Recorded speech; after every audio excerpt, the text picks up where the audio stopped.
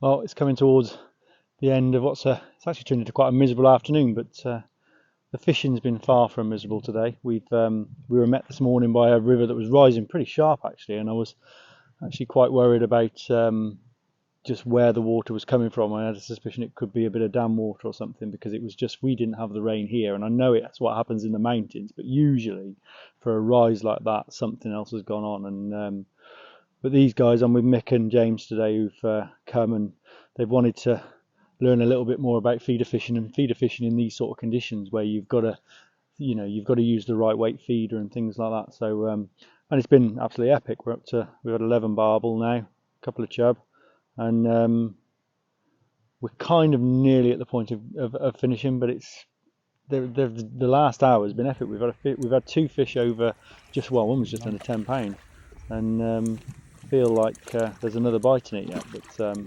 yeah, really interesting. I say, and I'm not sure. This rise is bigger than I expected, and we've had some rain this afternoon, and there's some more about tonight. But from what I can see from the forecast maps, that'll be it for the week. There's a few showers, but nothing else. So we should have a river improving as the week goes on. But how can it improve on 11 barbel? You know what I mean? That's pretty good in these conditions. And I mean, main baits today. We started on ground bait and pellets, and then straight pellets. Actually, pellets were better today. Just pellets for a block end. Didn't have much response to ground bait at all.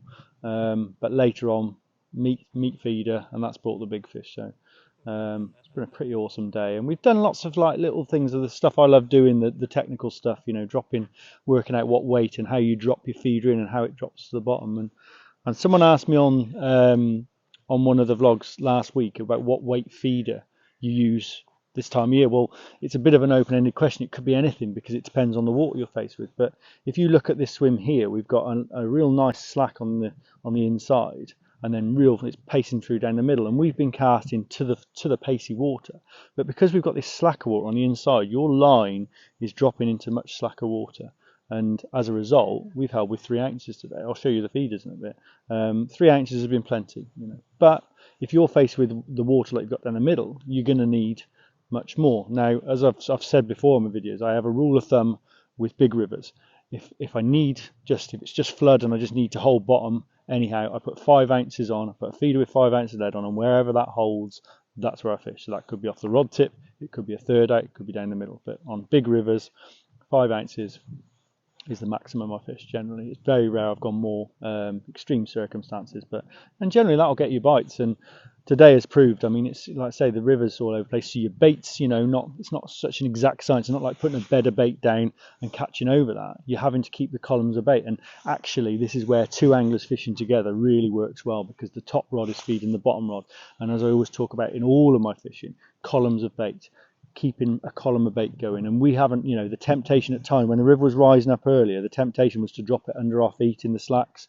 We've just kept that same constant trail of bait, knowing that these fish want to be out feeding at this time of year. And if we just keep that trail of bait and keep our baits in that column of bait, then the fish will find it and we'll get bites. And yeah, it's been a really nice day, and I think the lads have enjoyed it as well.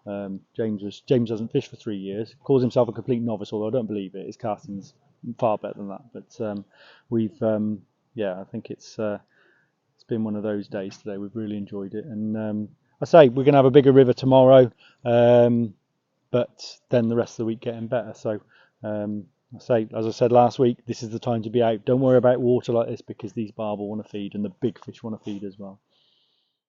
Right, so as I said earlier, someone asked me about what weight of feeders to use at this time of year on these rivers. Well, we've got 6 foot, nearly 7 foot today. When it got to its peak, it was 2.3 meters of extra water on today, or basically 2 meters above summer level. And we've held today with what's on there. I've got a 2.5 ounce dead cow and an 1.5 ounces. So it's nearly 4 ounces really. But that was plenty. That was as big as we've had to go today, and we've changed that lead a few times as the flow picked up. We went from that's a 2 ounce, so there's 3.5 ounces on there, and we've just changed as conditions have changed really. But that's what I do. I have these feeders. Same with the block end feeders. That's what we use for the pellet ones. You see, I've got a 2 ouncer on the back of there. That's a 3 ounce feeder, and you just change them as the conditions change. You just, if it's fine, you're holding bottom or struggling to hold bottom, just change, just have an array of these add-on leads. So you can buy these from any decent river angling shop.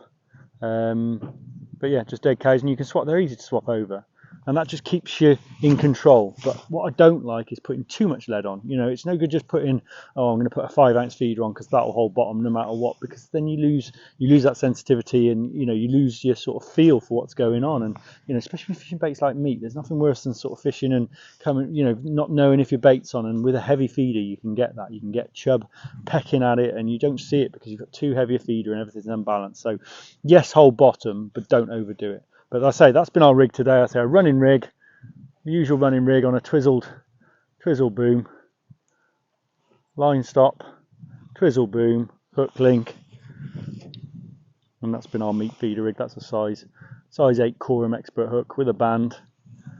I might as well show you this now while I'm here, because people ask me about this as well. How I mount my meat on these bands. So I've got a piece here. So nifty little meat punches, just broken pole sections. Put those down into your meat. Pop a little sausage out like that. Put that down there. What I do is break that off about an inch long piece, something like that. That's plenty. And then what I do is I take a little hook needle like that, push that through. And these are the big Drennan bands. They're quite a thick band, and this is the key with this method. Okay, so what you do is stretch that out so that the band is obviously narrower than it normally would be, and then as you retract, obviously that's swelling up inside the meat, and that holds it in place, and you've got a real durable hook bait. That won't come off. It'll come off perhaps when you wind in, certainly come off when a fish takes it, but it won't come off on the cast. Very durable way of doing it. I haven't had to use a stop, a bait stop, or anything like that. It's just the band expanding inside the meat, having been stretched and then expanding, is holding that in place. It's just such a versatile way, and not faffy at all. All I need is a baiting needle, a bait punch, and we're good to go. So that's been the winning rig today.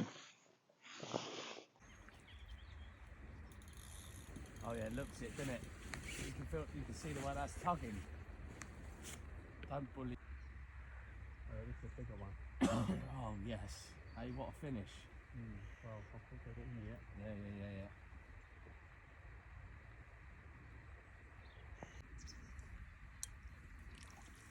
Fucking lump. Might be the biggest of the day, James. Hey? That's the biggest of the day, I think. Coloured River, October, not a problem. Well done, boys.